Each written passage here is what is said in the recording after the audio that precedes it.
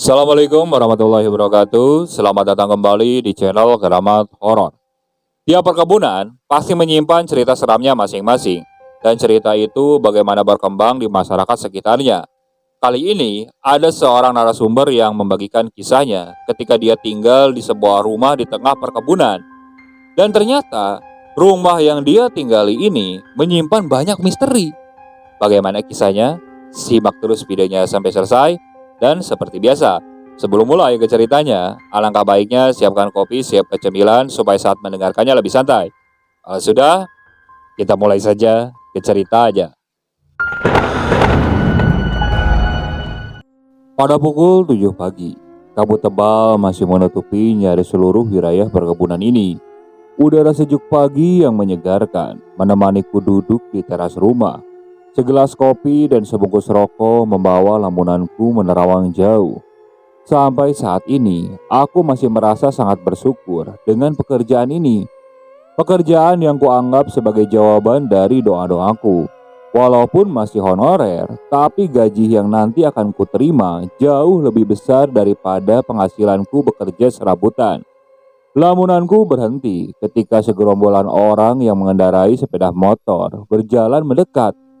Benar tebakanku, mereka adalah Pak Rusri dan para pekerja perkebunan. Hari pertama pun dimulai. Setelah semua berkumpul di depan rumah, aku dan Pak Rusri memberikan sedikit pengarahan. Sebagian besar yang akan kami lakukan dalam beberapa hari ke depan adalah membersihkan seluruh area perkebunan yang akan menjadi tanggung jawabku. Sekitar 50 orang pekerja membantuku pada hari itu. Hampir seluruhnya adalah orang yang berasal dari kampung-kampung terdekat. Sebagian besarnya lagi pernah bekerja di perkebunan ini sebelum perusahaanku mengambil alih. Oh iya, Pak Rusli juga berjanji akan terus mendampingiku sampai nanti ketika pimpinanku telah datang. Sekitar pukul 8 pagi, kami mulai membersihkan permukaan tanah yang dipenuhi oleh rumput liar, ilalang, semak belukar, dan sampah-sampah dedaunan kering. Dalam proses awal pekerjaan ini, aku juga sampai mencoba mengenal lingkungan perkebunan dan sekitarnya. Perkebunan ini cukup luas. Sejauh mata memandang yang terlihat hanya barisan pohon karet yang berjajar rapi. Aku juga ingin nantinya ketika pimpinanku telah datang, aku sudah dapat menjelaskan secara detail mengenai seluk-beluk perkebunan ini. Supaya beliau nantinya dapat langsung bekerja tanpa perlu beradaptasi lebih lama lagi. "Dari mana kamu berasal, Dek?" Salah satu pekerja bertanya kepadaku ketika kami sedang beristirahat makan siang. Umurnya mungkin sekitar 40 tahunan, berperawakan tinggi kurus dengan rambut ikal. "Saya tinggal di Palembang, Pak, dan keluarga saya juga yang memang tinggal di sana." "Kamu tinggal di mana selama bekerja di sini?" "Tinggal di rumah yang tadi pertama kita kumpul, Pak. Saya juga tinggal di rumah itu dengan pimpinan saya yang nanti. Dia kebetulan belum datang." "Jadi sambil menunggu pimpinan kamu datang, kamu tinggal di rumah itu sendirian? Sampai berapa lama?" Bapak itu mulai menunjukkan mimik wajah yang aneh. Terlihat khawatir ketika melontarkan pertanyaan terakhir itu. "Ya, sekitar 3 bulan lagi pimpinan saya datang, Pak. Saya akan tinggal sendirian di rumah itu sampai beliau datang." "Memang kenapa, Pak?" Aku menjawab diakhiri dengan pertanyaan. "Sebaiknya kamu tinggal di kota saja. Lebih baik kamu pulang pergi setiap harinya. Saya sudah bekerja di sini beberapa tahun yang lalu. Kurang lebih, saya tahu mengenai keadaan perkebunan ini dan rumah yang kamu tinggali itu." Bapak itu menjelaskan cukup lebar, cukup membuatku bertanya-tanya. "Memang ada apa dengan perkebunan ini, Pak? Ada apa dengan rumah itu, Pak?" "Pokoknya saya sarankan supaya kamu jangan tinggal di rumah itu sendirian. Belum pernah ada orang yang mampu menempatinya secara berlama-lama," jawab si bapak itu lagi. Aku terdiam mendengarnya. Tapi sebelum aku melontarkan pertanyaan lagi, ternyata kami harus melanjutkan pekerjaan karena matahari sudah mulai condong ke arah barat. Terus terang, pembicaraanku dengan salah satu pekerja tadi menimbulkan banyak pertanyaan di benakku. Ada apa dengan rumah itu? Kenapa belum ada orang yang pernah tinggal lama di rumah itu? Ada apa? Padahal kalau melihat kondisinya, rumah itu sudah dalam keadaan yang bersih dan cukup nyaman untuk ditinggali. Hanya harus sedikit diperbaiki di beberapa sudut yang masih rusak. Aku juga berencana untuk menanam rumput dan tanaman di sekelilingnya supaya lebih enak dipandang mata. Iya, tapi tidak dipungkir lagi kalau pada malam pertama aku mengalami kejadian yang menurutku cukup aneh. Tadi pagi, sebelum melakukan aktivitas, sekali lagi aku mengalami kejadian yang aneh. Begini ceritanya, aku yakin sekali kalau kemarin sore aku sudah membersihkan kamar mandi sampai setiap sudut. Kamar mandi yang letaknya ada di bagian belakang rumah, ukurannya cukup besar, berisi bak mandi dan sumur yang berada di sebelah kanan. Bak mandinya sudah aku kuras airnya dan kubersihkan seluruh permukaannya. Bagian atas sumur yang berbentuk tembok melingkar itu pun sudah aku bersihkan. Lumut dan jamur yang sempat terlihat sudah aku buang semua. Intinya, kamar mandi sudah sangat bersih. Aku yakin itu. Tapi ada yang aneh. Ketika aku hendak mandi, aku lihat kamar mandi itu menjadi kotor lagi. Banyak tanah yang bertaburan pada lantainya. Ember yang digunakan untuk mengambil air sumur pun tergeletak di lantai, bukannya menggantung di tiang penyangganya. Seperti baru saja ada yang menggunakannya. Tanpa berpikir macam-macam, aku bersihkan dulu sebelum mandi. Kejadian yang cukup aneh. Tapi pada pagi itu, aku tidak terlalu memikirkannya. Aku sudah sangat antusias dengan kegiatan pertama kali bekerja di perkebunan ini. Sore pun tiba, matahari sudah bersandar di sisi bumi yang paling barat. Hari yang cukup melelahkan. Aku duduk bersandar di bawah salah satu pohon karet ketika para pekerja sedang membereskan peralatan mereka dan bersiap untuk pulang ke rumah masing-masing. Suasana sore yang tidak terlalu cerah, awan pun cukup tebal sudah terlihat menggelayut di atas langit. Tampaknya nanti malam akan turun hujan. Pak, nanti kita bareng jalan ke kota ya. Ada beberapa perlengkapan rumah yang mau saya beli. Aku berbicara kepada Pak Rusli. Bagus, kamu nanti malam menginap di rumah saya saja. Besok pagi kita bareng lagi. Begitu jawaban Pak Rusli. Aku hanya tersenyum mendengar ajakannya. Bagaimana nanti saja pikirku begitu. Ada beberapa perlengkapan rumah yang memang harus aku beli. Perlengkapan yang sangat diperlukan, seperti lampu templok, gayung mandi, keset, dan lain sebagainya. Bapak tunggu dulu di sini ya. Saya mau pulang dulu untuk ngambil motor. Nanti kita bertemu di sini. Aku langsung berdiri dan berjalan pulang. Jarak antara rumah dengan tempat Pak Rusli dan para pekerja berkumpul sekitar 15 menit dengan berjalan kaki. Cukup alasan buatku untuk beristirahat sejenak ketika sudah sampai di rumah.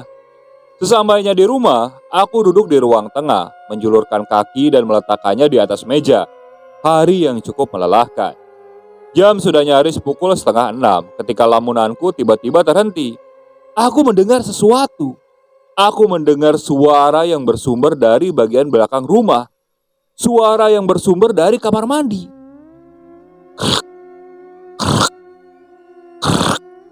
Suara terdengar seperti ada yang menarik tali timba, seperti ada yang sedang mengambil air sumur menggunakan timba. Aku terdiam. Siapa yang ada di kamar mandi? Aku bertanya di dalam hati. Kemudian, terdengar suara air seperti orang yang sedang mandi. Aku mulai merasakan keanehan. Aku berdiri dari tempat dudukku. Aku memandang ke arah kamar mandi. Pintunya tertutup. Tapi suara guyuran air itu masih terdengar. Siapa di belakang?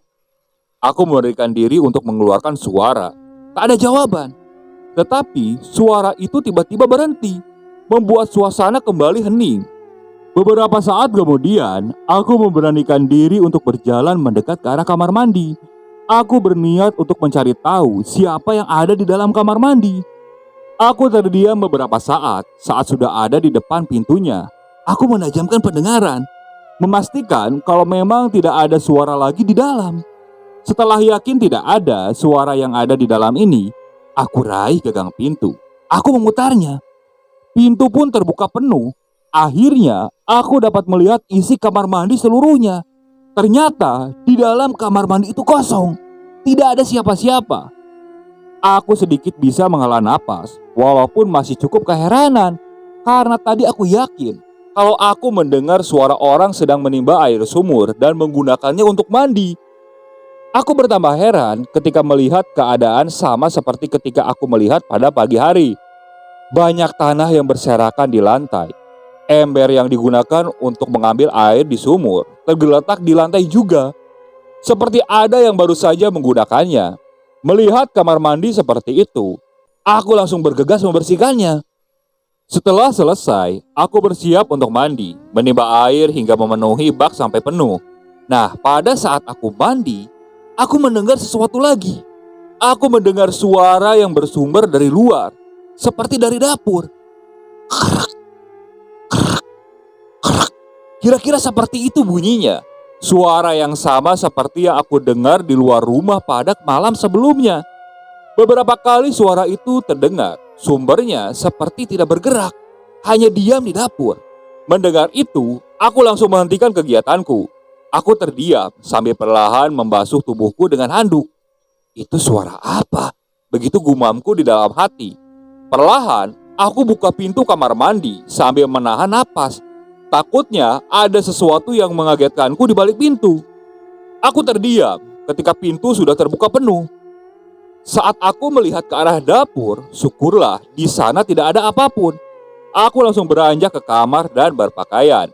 Setelah itu, aku pacu motorku menuju tempat Pak Rusli. Sesampainya di sana, aku meminta maaf kepada Pak Rusli karena telah menungguku cukup lama. Basa-basi saat aku menyapa Pak Rusli yang sudah duduk menungguku di atas motornya. Tidak apa-apa, yuk kita jalan, takut keburu malam, begitu kata Pak Rusli. Kami pun langsung bergegas berangkat ke kota. Singkat cerita, barang belanjaan pun sudah siap di atas motor. Aku sudah mengikatnya dengan kuat di jok belakang. Jam sudah menunjukkan pukul 7:30 malam ketika aku sudah siap berangkat kembali pulang. Tapi tiba-tiba aku teringat akan Amri, teman sekampungku yang tinggal dan bekerja di kota ini. Pada pertemuan yang terakhir, dia memberikan alamat tempat tinggalnya dan menyuruhku untuk menyempatkan mampir kalau aku sedang berada di sini. Aku coba mencari alamat tempat tinggalnya. Ini kota kecil, seharusnya tidak susah menemukan alamatnya. Dan benar saja, tidak terlalu lama proses pencarian, aku menemukan tempat tinggal Amri. Sesampainya di depan pintu, Amri langsung memberondongku dengan banyak pertanyaan ketika melihatku berdiri di balik pintu. Kami berpelukan, sudah cukup lama kita tidak bertemu. Aku hampir menangis terharu. Kami berbincang menggunakan bahasa daerah asal kami, yaitu Palembang. Amri tinggal di sini sendirian, rumah petak yang terdiri dari satu kamar dan ruang tamu. Ada beberapa rumah yang berbaris berjajar. Rumah Amri berada paling pojok. Setelah itu, kami berbincang-bincang panjang lebar. Beberapa gelas kopi dan beberapa batang rokok menemani dua sahabat kecil yang tengah menceritakan kisah hidup masing-masing setelah berpisah cukup lama. Jadi, kamu bekerja di perkebunan itu, tinggal juga di rumah yang ada di tengah-tengah hutan itu. Raut wajah Amri berubah menjadi sedikit tegang ketika aku menceritakan di mana tempatku bekerja dan di mana tempatku tinggal. Aku sudah 3 tahun bekerja di kota ini. Beberapa kali, aku pernah mendengar tentang cerita perkebunan itu melalui orang-orang yang aku kenal. Banyak cerita yang beredar, yang aku juga belum tahu tentang kebenarannya. Tapi syukurlah kalau akhirnya perkebunan itu diambil alih oleh pemerintah. Karena tempat itu sudah lama terbengkalai, kasihan para pekerjanya. Kamu beruntung dapat bekerja di perkebunan yang dimiliki oleh pemerintah. Hanya saja, kamu harus tetap berhati-hati tinggal di situ. Saranku, kamu tinggal saja di tempatku ini sebelum pimpinanmu datang. Aku tidak tega melihatmu tinggal sendirian di tengah hutan seperti itu. Ini juga sudah hampir pukul 12 malam. Aku tidak akan mengizinkanmu pulang sekarang. Menginap saja di sini. Kebetulan besok dan lusa aku libur. Akan aku antar ke perkebunan esok pagi. Panjang lebar Amri memberikan wejangan. Semakin banyak pertanyaan yang muncul di kepalaku. Ada apa dengan perkebunan itu? Aku ikuti saran Amri. Aku bermalam di rumahnya. Kami berbincang panjang lebar hingga nyaris subuh. Ketika pagi menjelang, Amri memenuhi janjinya, mengantarkanku ke perkebunan. Rencananya pada malam harinya dia akan menginap di tempatku. Syukurlah malam nanti aku tidak sendirian. Rasa cemas sedikit banyak berkurang. Ketika kami sampai, ternyata di depan rumah sudah ramai oleh keberadaan Pak Rusli dan para pekerja. Setelah sedikit berbasa-basi dan membereskan barang-barang bawaan, aku langsung mulai kegiatan pada hari itu. Kami akan melanjutkan pekerjaan kemari, membersihkan lahan sekitar perkebunan. Targetku, dalam waktu 1 bulan, seluruh wilayah yang menjadi tanggung jawabku sudah bersih semuanya. Sehingga dapat dimulai proses selanjutnya. Amri memutuskan untuk tinggal di rumah selama aku bekerja. Dia berniat untuk tidur dan beristirahat seharian. Hari itu, cuaca cukup panas, membuat badanku terasa lemas dan sangat kelelahan. Ditambah karena tidurku sedikit pada malam sebelumnya. Sementara kulihat para pekerja tetap semangat dalam melaksanakan tugasnya. Cukup senang aku melihatnya. Singkat cerita, hari pun berakhir dengan baik. Wilayah yang sudah bersih pun menjadi bertambah luas. Aku cukup puas dengan hasil kerja di hari kedua ini.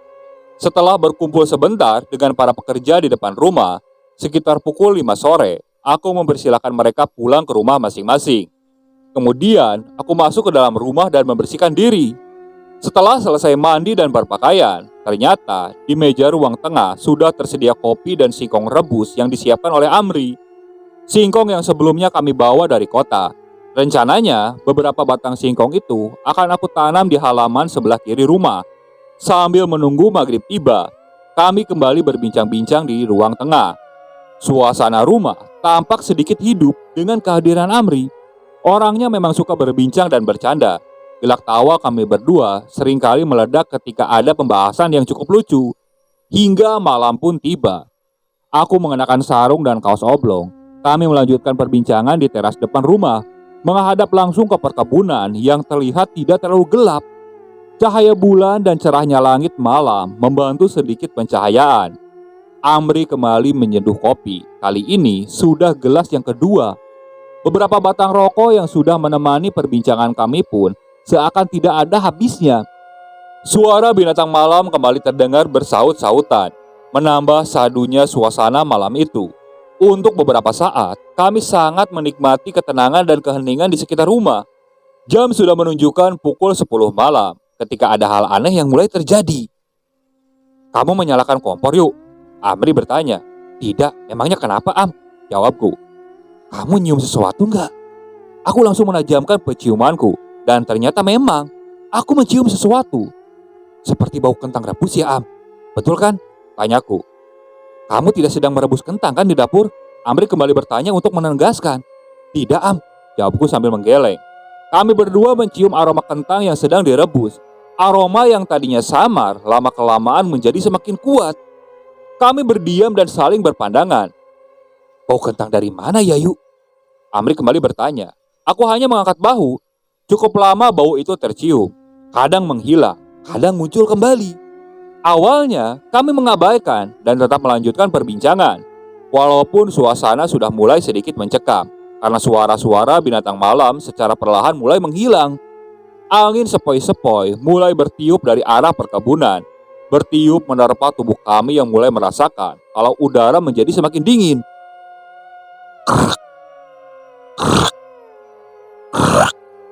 Kami saling berpandangan ketika tiba-tiba suara itu terdengar dari kejauhan.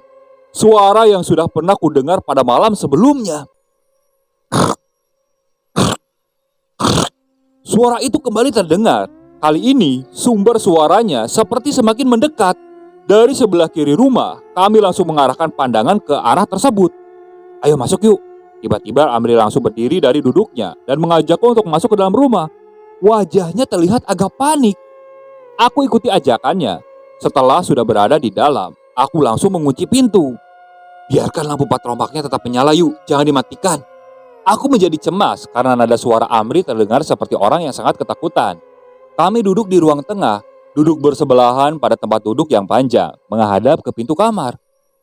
"Bau kentang dan bunyi kerak-kerak tadi, itu adalah pertanda yuk." Nyaris berbisik Amri bilang seperti itu. "Pertanda apa, Am?" tanyaku penasaran. "Pertanda akan kehadiran pocong," Amri bilang dengan suara yang mulai bergetar. Aku hanya terdiam mendengar penjelasan Amri, karena aku juga mendengar suara itu. Pada malam sebelumnya, terdengar dari luar rumah, namun tidak terlihat ada penampakan pocong. Aku berharap semoga Amri salah, semoga yang dia bicarakan tidak benar. Tidak terasa, jam sudah hampir pukul 12 malam. Percakapan yang kami lakukan hanya seperlunya saja. Tidak ada gelak tawa dan canda ria, karena entah kenapa, suasana semakin malam semakin mencekam. Sesekali, aroma bau kentang rebus tercium di dalam ruangan. Kadang samar, kadang sangat tajam baunya. Kami terkejut dan saling berpandangan. ketika tiba-tiba suara itu terdengar cukup keras di dalam rumah. Terdengar dari bagian belakang rumah, yang pada awalnya terdengar dari luar, namun kali ini sumber suaranya jelas terdengar dari dalam. Beberapa kali kami saling berpandangan, kemudian secara perlahan kami mulai menoleh ke arah bagian belakang rumah, tempat di mana kamar mandi dan dapur berada. Lorong belakang rumah tidak terlalu terang, hanya mengandalkan penerangan dari lampu patromak yang ada di ruang tengah tempat di mana kami berada. Sebelah kiri lorong adalah kamar belakang, sedangkan di sebelah kanan tempat kamar mandi berada. Kami hanya dapat melihat pintu kamar belakang saja. Pintu kamar mandi tidak terlihat dari arah kami duduk. Kami dapat mendengar ketika ada suara yang sepertinya bersumber dari pintu kamar mandi. Pintu itu mengeluarkan suara seperti ada yang membukanya, karena engsel pintu yang mungkin sudah tua dan berkarat mengeluarkan bunyi yang terdengar sampai ke ruang tengah. Kami masih bisa terdiam dan sesekali berpandangan satu sama lain. Suara aneh itu kembali terdengar. Kali ini lebih keras dari sebelumnya. Kami mulai ketakutan. Kami sangat yakin kalau suara itu berasal dari kamar mandi yang pintunya baru saja seperti ada yang membukanya. Tiba-tiba, perlahan ada sesuatu yang keluar dari kamar mandi. Aku memfokuskan mataku. Terlihat perlahan ada sesuatu yang keluar dari kamar mandi. Terlihat ada sosok berwarna putih, kusam yang muncul dari kegelapan, bergerak mendekat ke arah pintu belakang. Kami terdiam, hanya duduk mematung menyaksikan pemandangan yang sedang terjadi di hadapan kami. Sosok putih itu kemudian berdiri menghadap ke arah tembok kamar belakang, berdiri menyamping kalau dilihat dari arah kami duduk. Aku dan Amri mulai berkeringat dingin. Jantung kami berdetup dengan kencang ketika tersadar kalau yang berdiri di depan kamar mandi adalah pocong. Sosok pocong yang tinggi besar dengan kain kapan kusam menyelimuti tubuhnya. Aku sama sekali tidak dapat menggerakkan tubuh ketika secara perlahan pocong itu mulai menggerakkan tubuhnya ke kiri. Dan pada akhirnya pocong itu benar-benar berdiri menghadap ke arah kami. Kami dapat melihat sedikit bagian wajahnya. Bagian wajah yang kehitaman dengan bola mata yang berwarna putih keseluruhan. Kami hanya bisa terdiam mematung. Kami tidak bisa berbuat apa-apa, hanya memandang pocong itu dengan ketakutan. Sadar yuk, sadar, ayo kita tinggalkan rumah ini yuk, ayo. Suara Amri mengagetkanku. Dia langsung mengambil kunci motor dan aku pun langsung bangkit dari tempat duduk untuk membuka pintu. Kami bermaksud meninggalkan rumah itu pada saat itu juga. Selama prosesnya, kami sama sekali tidak berani untuk melihat ke belakang rumah tempat di mana pocong itu berada. Setelah motor melaju pada jalurnya, aku langsung menutup pintu rumah dan menguncinya. Dalam kegelapan malam itu juga, kami berada di atas motor membelah perkebunan karet untuk meninggalkan tempat itu secepat-cepatnya. Dan saat itu, aku terpikir untuk mengikuti saran Amri. Aku akan menginap di rumah Amri saja sampai pimpinan kami datang. Oke, sekian untuk cerita saat ini. Saya mohon maaf apabila masih banyak kekurangan dalam pembawaan ceritanya. Kritik dan sarannya silakan kalian bisa cantumkan di kolom komentar. Tak lupa, saya juga ucapkan terima kasih kepada narasumber yang sudah membagikan kisahnya. Tak lupa kepada para penonton yang tetap setia mengikuti cerita dari channel Keramat Horor ini. Saya ucapkan banyak terima kasih. Semoga kalian selalu diberikan kesehatan, dijauhkan dari musibah, dan dilancarkan rezekinya. Tetap ikuti cerita-cerita yang dibawakan oleh channel Keramat Horor ini. Assalamualaikum warahmatullahi wabarakatuh.